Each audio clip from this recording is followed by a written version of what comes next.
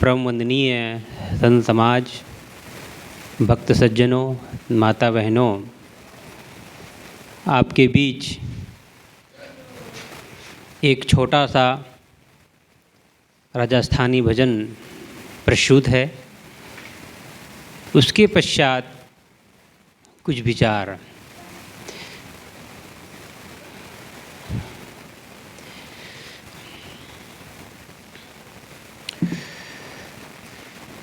मिठो मिठो बोलतार काय बिगड़े, काय बिगड़े तारो काय बिगड़े। मिठो मिठो बोलतार काय बिगड़े, काय बिगड़े तारो काय बिगड़े। संसार किसी का घर नहीं, संसार किसी का घर नहीं, कब निकले प्राण पता नहीं। मिठो मिठो बोलता रो काय बिगड़े, काय बिगड़े तारो काय बिगड़े। मिठो मिठो बोलतो रो काय बिगड़े, काय बिगड़े तारो काय बिगड़े। सोच समझ ले स्वार्थ का संसार, लाख जतन कर छूटे ना घर बार। सोच समझ ले स्वार्थ का संसार, लाख जतन कर छूटे ना घर बार। तू जान ले पहचान ले, तू जान ले पहचान ले।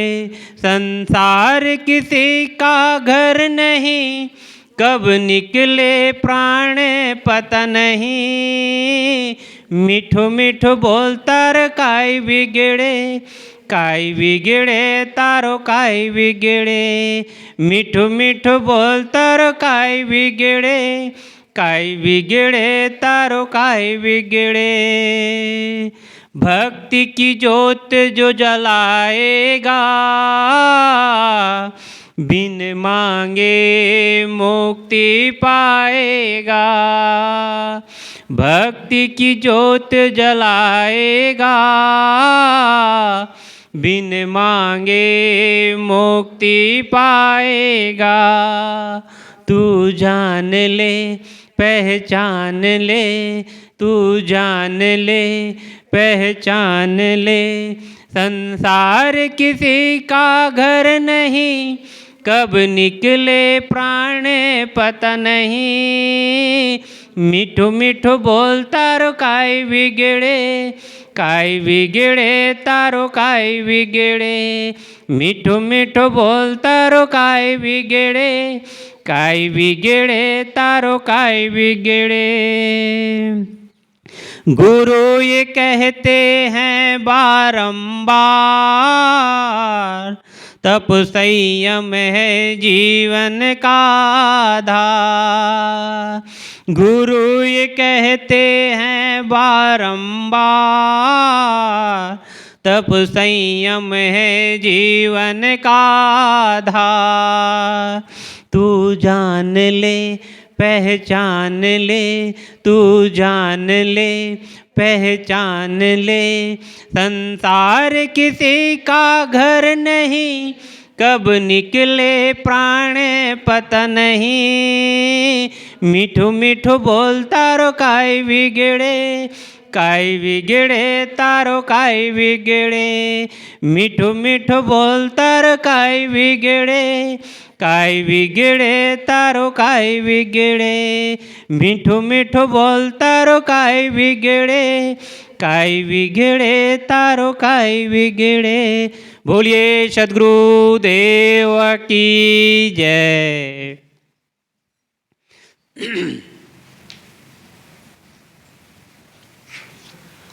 मीठा अभी आप सभी लोगों ने खाया है। साहब जी ने बहुत सुंदर आप लोगों के लिए गाजर का मावा डाल के, खोआ डाल के, दूध डाल के बहुत अच्छा प्रबंध किया है। तो सभी लोग मीठा हो गए हैं। अब किसको मीठा करना है? अपनी जुबान को। सदगुरु कबीर किताब क्या कहते हैं? मधुर वचन है औषधि, कटुक वचन है तीर, स्वर्ण द्वार हो संचरे, साले सकल शरीर। मीठा खाते हैं तो कुछ देर के बाद वो कहाँ चला जाता है? जहाँ उसको जाना है वहाँ चला जाता है। लेकिन हम अपने मुख से, अगर मुख से अगर मीठा बोलते हैं तो हमारे सारे शरीर को एकदम हल्का कर देता है, खुशहाल कर देता है। और किसी को और कह दें, किसी को मीठा शब्द कह दें तो फिर वो आपको हमेशा के लिए वह ऋणी हो जाता है। तो शब्दों का बहुत खेल है इस संसार में। एक शब्द हमें नरक की ओर ले जाता है और एक शब्द हमें स्वर्ग की ओर ले जाता है। स्वर्ग और नरक कहीं है नहीं। स्वर्ग और नरक कहाँ हैं? अपने में हैं। किसी ने कहा है, अभी ये वाक्य हमारे जो सब्जी मार्केट है, सरदार मार्केट, बहुत बड़ा मार्केट है, वहाँ पर लिखा है, दूसरों की खुशी में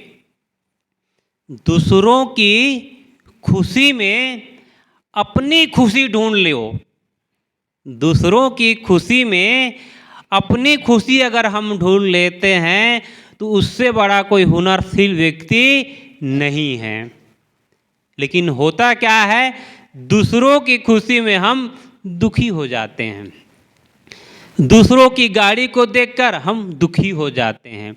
दूसरे के चमकते हुए मकान को देखकर हम दुखी हो जाते हैं। दूसरे के चमकते हुए कपड़े को देखकर हम दुखी हो जाते हैं। दूसरे का बच्चा अगर बहुत आगे बढ़ गया है तो हम दुखी हो जाते हैं। तो इससे हमारा जीवन स्वर्ग बनने वाला नहीं है। स्वर्ग कैसे बनेगा? जब दूसरों की खुशी में जब हम अपनी खुशी ढूंढ लेंगे तो हमारे जीवन में खुशी ही खुशी है, स्वर्ग ही स्वर्ग है, और कहीं स्वर्ग और नरक नहीं है। एक छोटा सा मैं उदाहरण दूं आपको। एक व्यक्ति बर्फ के कारखाने में काम करने जाता था। तो जाते वक्त क्या करता था? अपना जो सिक्योरिटी गार्ड था, चौकीदार था, उसको क्या बोलता था? राम राम जी, राम राम काका। जाते वक्त वह राम राम काका बोलता था और जाता था फैक्ट्री से तो भी वह राम राम काका बोलता था। और वह जो चौकीदार था, यह शब्द सुनकर पूरा खुशहाल हो जाता, दिन भर की थकान उसकी दूर हो जाती थी। एक दिन जो भाई बर्फ़ की फैक्ट्री में चेक करने गया छुट्टी के वक्त, जब चेक करने जाता है, जांच पड़ताल करने जाता है, तो जहाँ जब घुसता है तो उसका दरवाज़ा ऑटोमेटिक बंद हो जाता है।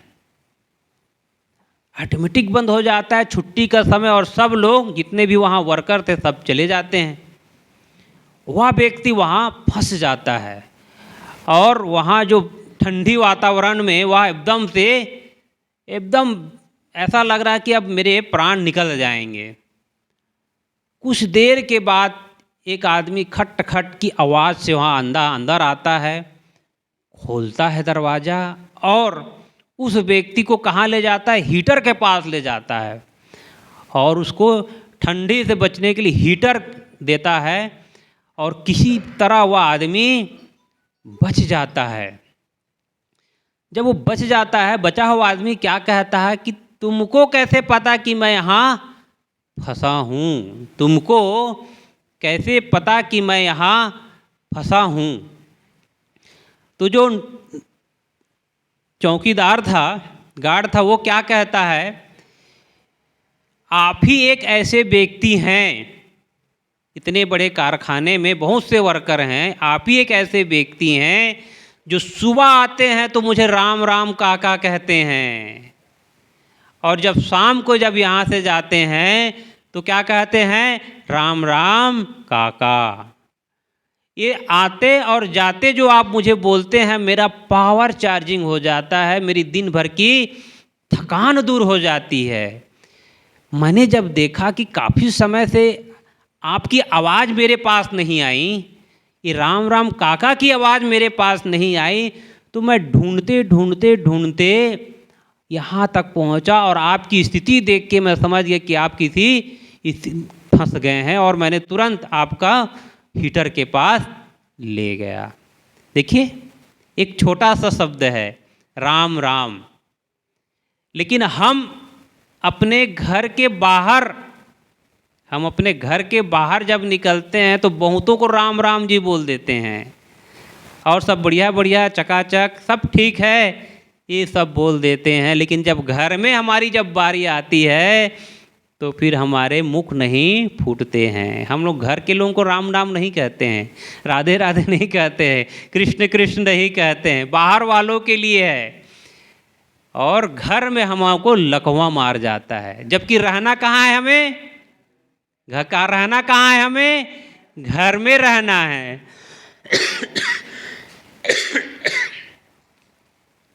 तो सभी माता बहनों से निवेदन है, जिस घर में बेटा है, बहू है, नाती हैं, पोते हैं, सबके साथ हमारा अभिवादन अच्छा होना चाहिए।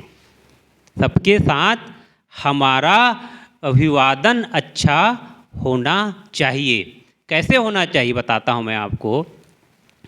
छत्तीसगढ़ में एक सेंटर है, अभियूथ सेंटर, जो कम से कम 100 एकड़ में वो फैला हुआ है, और वहाँ पर घर और परिवार में, गृहस्थी में हमें कैसा रहना चाहिए, कैसे लोगों के साथ हमें व्यवहार करना चाहिए, कैसे एक दूसरे के प्रति हमारा विचार होना चाहिए, पति पत्नी को कैसे रहना चाहिए, सास ससुर को कैसे रहना चाहिए, इसकी 6 महीना की कोर्स होता है, पढ़ाई होती है 6 महीना की। और उस पढ़ाई में अगर आप नंबर ले आए, उस पढ़ाई अगर आपने कर लिया और आपका अगर टेस्ट हुआ, तो आप सोने में सुगंध उगा लिए समझ जाइए। घर और गृहस्थी में रहते रहते आपने स्वर्ग को पा लिया। बहुत बड़ी बात है। मैं वहाँ जब बैठा था, सुन रहा था, तो एक छोटा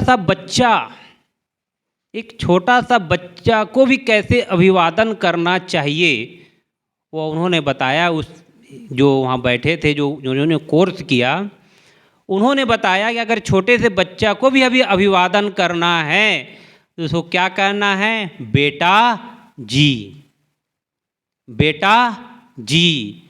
हर बातों को हमको संस्कारित करते हुए और क्या करना है, उसको रिस्पेक्ट देते हुए, आदर देते हुए आप बात करिए। वहाँ यही शिक्षा दी जाती है। अभियूथ सेंटर रायपुर में है, जहाँ यही शिक्षा दी जाती है कि आप अपने बच्चों को छोटेपन से ही क्या दें, सम्मान दें, आदर दें। आप ऐसा उनको शिक्षा देते जाइए।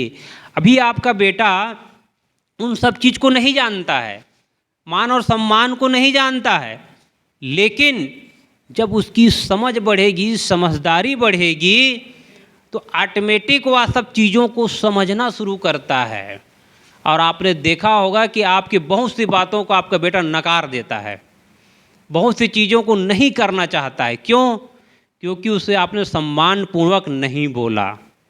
अगर आप सम्मानपूर्वक अपने बाल बच्चे को जब सम्मानपूर्वक किसी बात को जब हम कहते हैं, तो आपकी बातों को सहज स्वीकार करेगा। तो वो सेंटर वही सेंटर है जो कैसे हम अपने बच्चों को परवरिश दें, कैसे हम अपने बच्चे को संस्कार दें, कैसे अपने घर को हम स्वर्गमय बनाएं। वो किससे होगा? मीठो मीठो बोल, मीठा मीठा हमें बोलना है। घर में हम बहुत अच्छी से अच्छी, मीठी से मीठी चीज़, पकवान हम बना लेते हैं, लेकिन जब बात और व्यवहार की जब आती है, बात जब व्यवहार में जब आती है, तो जो नहीं बोलना चाहिए हम वो बोल देते हैं। और सदगुरु कबीर साहब क्या कहते हैं? शब्द सम्हारे बोलिए, शब्द के हाथ न पाँव, एक शब्द औषधि करे, एक शब्द करे घाव। एक एक शब्दों में जान है, एक एक शब्दों में जान है। आप कैसा बोलते हैं? तो जितने भी यहाँ माताएं बैठी हैं, सीनियर सिटीजन माताएं बैठी हैं, और आपने अपने जीवन में बहुत संघर्ष किया, बहुत परिश्रम किया।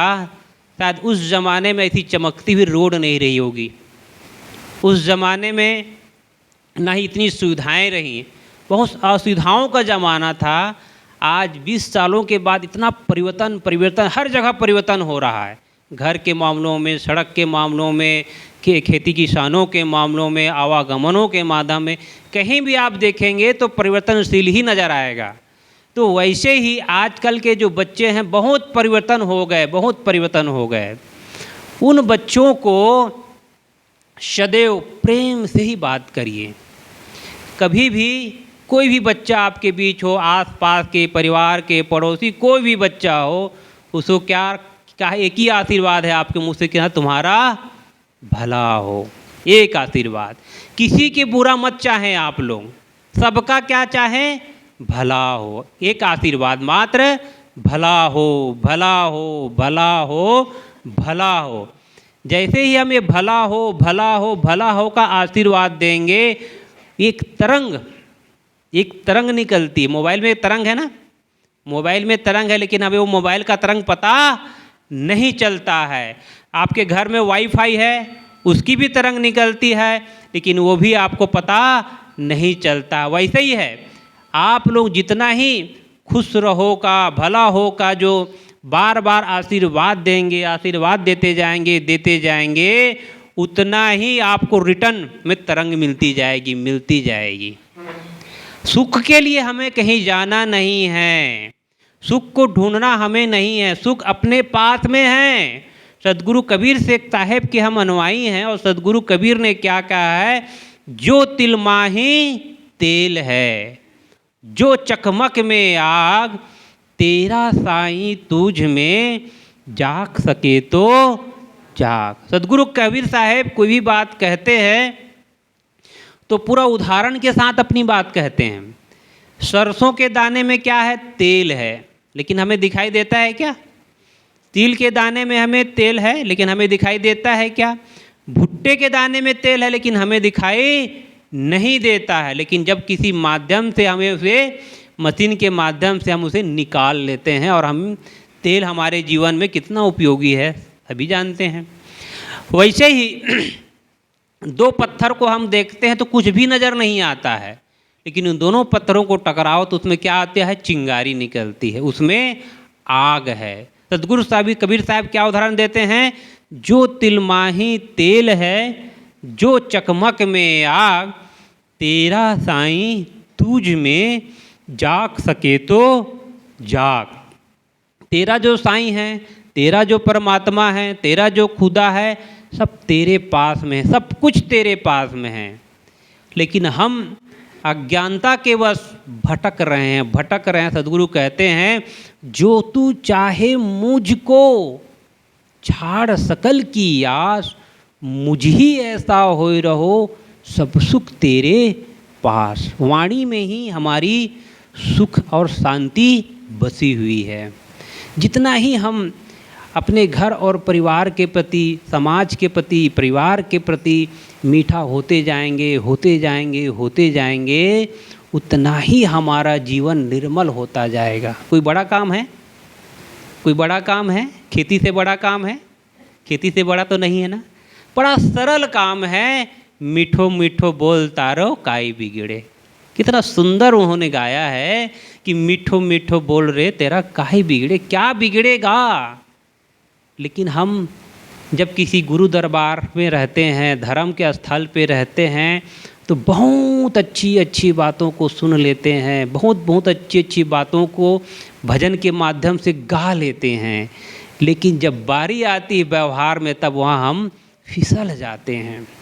अभी जितनी भी माता बहनें बैठी है ना, हर के मुख में बहुत अच्छे अच्छे भजन रिकॉर्डिंग है, ऐसा ऐसा भजन गा देंगे कि क्या पूछना है। लेकिन सच्चा भजन क्या है? सच्चा भजन यहाँ जो हम आए हैं कुछ घंटों के लिए आए हैं, कुछ घंटे भजन गाए, गुनगुना दिए और चले गए। सच्चा भजन हमारे घर में और परिवार में है कि हमारे दादी भजन करके आई है, बहू को क्या लगे हमारी सासू माँ भजन करके आई है, इनके व्यवहार में बहुत परिवर्तन नज़र आ रहा है, बहुत परिवर्तन नज़र आ रहा है। जब ऐसा परिवर्तन उनमें नज़र आएगा तो शायद ये हाल कम हो जाएगा, फिर हो जाएगा ना, ये हाल कम हो जाएगा, इतने आपके परिवार के लोग आ जाएंगे यहाँ बैठने के लिए, सुनने के लिए। तो हम में परिवर्तन आना बहुत ज़रूरी है। सद्गुरु कहते हैं मन की तरंग मार लो, बस हो गया भजन, आदत बुरी सुधार लो, बस हो गया भजन। मन की तरंग, ये जो मन में जो खराब उटपुटांग जो विचार चलते हैं, बेटी के लिए, बेटा के लिए, बहू के लिए, पड़ोसियों के लिए, सारे तरंग को कपूर की तरह उड़ा दीजिए। अब एक नया मन लेके जाइए, एक नया सोच लेके जाइए, एक नया चिंतन लेके जाइए घर में, तो देखो फिर आपके जीवन में स्वर्ग ही स्वर्ग है। स्वर्ग की खुशबू आपको वहीं से नज़र आएगी। तो मैं आपके बीच कुछ देर कहा मीठो मीठो बोल तारो काई बिगड़े, तो मीठा मीठा बोलिए, मीठा मीठा आपका जीवन हो, मीठा मीठा आपका आगे का भविष्य हो, और आपके मन वाणी सब बढ़िया हो जाए। यही शुभकामनाओं के साथ अपनी वाणी को विराम देता हूँ। बोलिए सद्गुरु देव की जय।